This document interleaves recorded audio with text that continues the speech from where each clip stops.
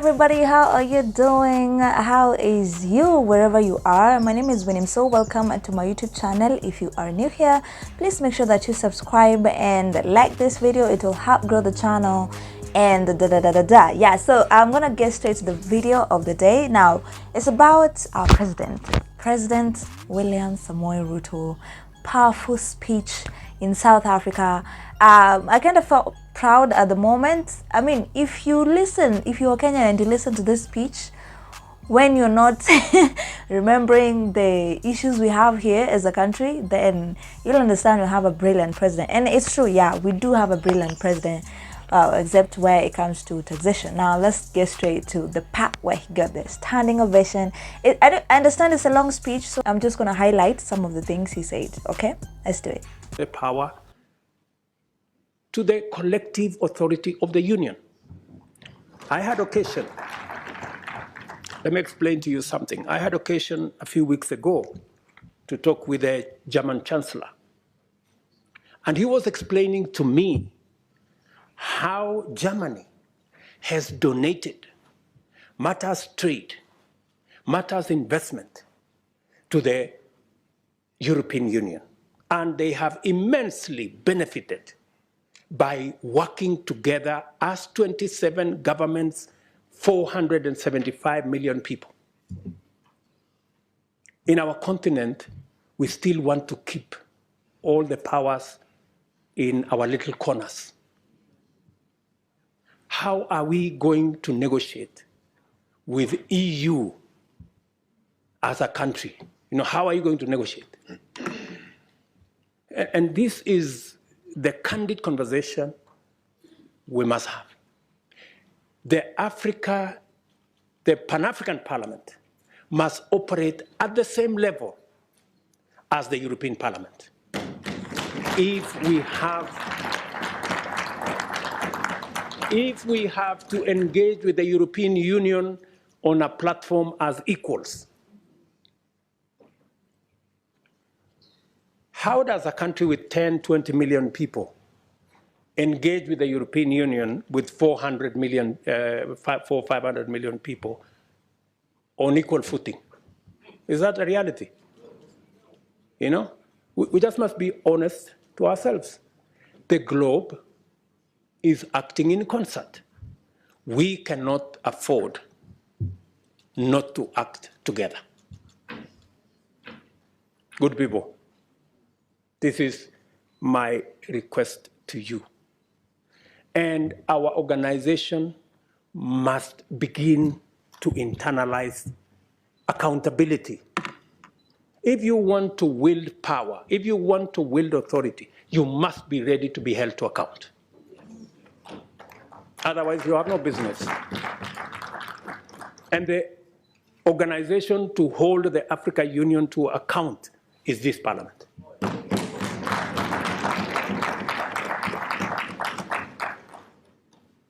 So what am I saying? For example, let me give you another example. We have been to US Africa.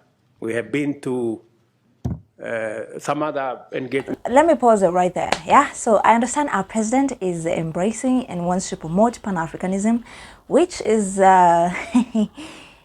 it's a good thing, yeah? But let's agree, all right? Nairobi is the capital city of Africa. Okay, so if it comes to uniting Africans and having one or two representatives for, the nation of Africa, yeah? Africa is a continent, by the way, for those Americans who think that Africa is a country. Yeah, it's a continent. But imagine if we were all united as Africans and working together and representing ourselves out there as just one nation. To be honest, he has good ideas. He has good ideas for the nation of Africa. I'm just gonna be saying nation of Africa, okay? Because I know we have countries in Africa, okay? We have different countries in Africa, but I'll call it nation of Africa. I have listened to this speech, all of it, and most of the times he was speaking about discrimination of Africa by the Western nations. yeah, especially when they go for conferences, for meetings. Do you remember the do you remember the Queen's burial? Yeah, all African presidents were bundled in a bus, and this is what he's trying to, to talk about. Like, what do we achieve as African leaders when we go out there to represent our nations? Yeah, what happens when we are going against a nation, let's say European Union, which has about 200, 300, 400 million people, and we are just one nation of Kenya with about 52 million people? Don't you think that's a bit unfair? We don't have a fair advantage when it comes to comparing the nation or the nations of Africa, the countries that are represented singularly to the Western nations. When we go there to hold meetings or conferences, presidents are sent there, and we have about 54 presidents representing the 54 nations of Africa, and you are given each a very limited time slot to deliver a speech or to speak to the audiences when you go out there to the Western nations. Now, I'm gonna say, if you continue like this, I'm just gonna be giving a speech about Africa and whatever is going on with the Western nations. But let's hear it. With other countries. Now we have been invited for Russia-Africa Summit. We have made a decision, very respectfully as heads of state in Africa, that any engagement with other partners must be an engagement of equals. And for equality, embracing equality. Yes, I love it. You feel me? Si kuenda kubebwa na mabasi. If you're given a chance to talk, imagine if, for example, this Russian African Summit, yeah, all the head of states from Africa are invited, and they're seated there, 54 heads of state. Let's say maybe 40 have attended, yeah? And we have other presidents, let's say, for example, the US President Joe Biden, we have the Russian President Vladimir Putin, we have France President Emmanuel Macron, we have, say, for example, who. Okay, yeah, let's say Chinese President Xi Jinping, those powerful presidents, they'll be given a bigger time slot. Okay, they won't be invited in the Russian African Summit, but imagine if there was a summit like that and the powerful presidents were invited. The African presidents will be given a very limited time slot to speak. And Akina Biden and Macron and Xi Jinping will be given, all the time in the world, to address the world. Why? Why do we have that inequality when it comes to African presidents visiting our Western nations? But when those Western presidents come to our countries, we'll give them the time of day, even we'll do a press conference and, fast and let them speak to the press. And there's no discrimination when it comes to us. But when we go there, it's a whole other different thing. That needs to change, Pan-Africanism. We don't have to go there, all of us, heads of states, For it to be meaningful,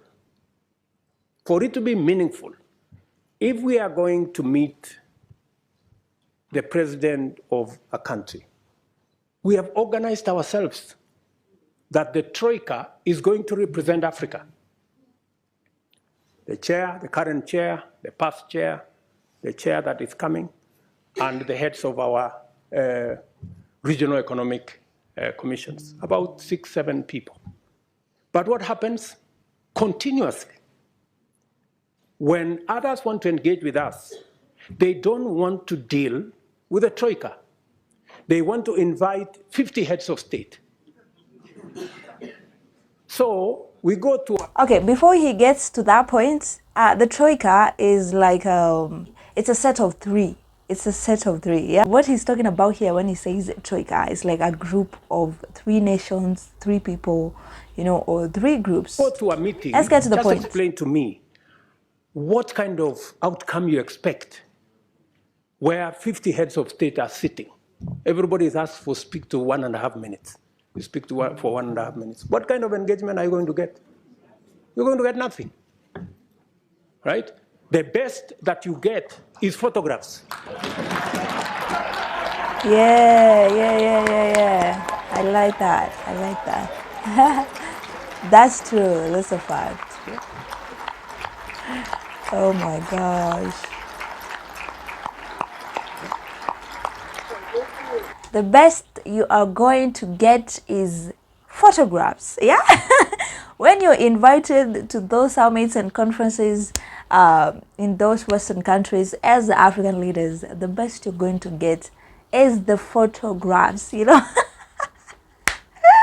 just evidence that you are there, and you represented the country. And I don't think I'll continue with the rest of the video, but let me just play a bit of what he talked about. Engage. Any serious country that wants to engage with Africa, must respect first our architecture. If we have said we are going to be represented by the Troika, why are you inviting 50 people unless you want to sabotage the whole discussion? Amazing. That's some point. And if you can't respect our own rules, it is a sign of lack of goodwill. I mean, you must, so that when we engage, if we have a smaller group of 5 people, then you can have a meaningful conversation. And we can have a meeting of equals. But here you are, you represent 200-300 million people. You have a guy here who represents 10 people. You have another guy who represents 10 million people. Then that conversation becomes, and some of the time, the most unfortunate thing is that some of the people who invite us to these meetings tell us, if you don't come, there will be consequences. So all of us are forced to go to a meeting that has no meaningful outcome because of blackmail. This is not right, good people. This is not okay. I must stop it right there. I didn't know they were blackmailed into attending these meetings. Imagine being blackmailed, maybe sanctions or the foreign aid to those countries being cut. But if we're being represented by a select number of people when they go to these summits or conferences abroad in Western countries, then it has to be leaders who understand the needs of that particular country, not just his own or her own, even the neighboring countries. Let's say maybe a Kenyan president, a Kenyan representative, yes, a Kenyan representative, a Nigerian representative, a Zambian representative, a South African representative, and say from what, Central Africa, say Congolese representative, yeah? These people have to understand what these countries that are bordering their own countries actually need and how they're going to benefit as a region. You feel me? What is going to benefit us as Africa and as a regional bloc. All right? I am not I'm not about to go into teaching you guys about politics in Africa and all that, but all I'm going to say about this video is that this is a brilliant man speaking over there, and he's a man of great ideas. Yeah. When it comes to implementation though, in Kenya, I'm not talking about Africa. He has good ideas for Africa, and I hope they come to fruition. Yeah, when the right time comes. Even when we're having this Russian African summit, but implementation when it comes to our own country, let me say it's a bit mbadala.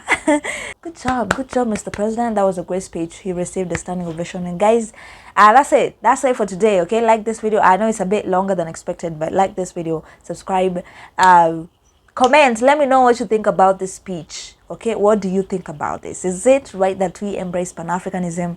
Is it okay that we have a few representatives, what he called the Troika, to represent us when it comes to attending the summits and conferences abroad. My name is Winnie, so ciao.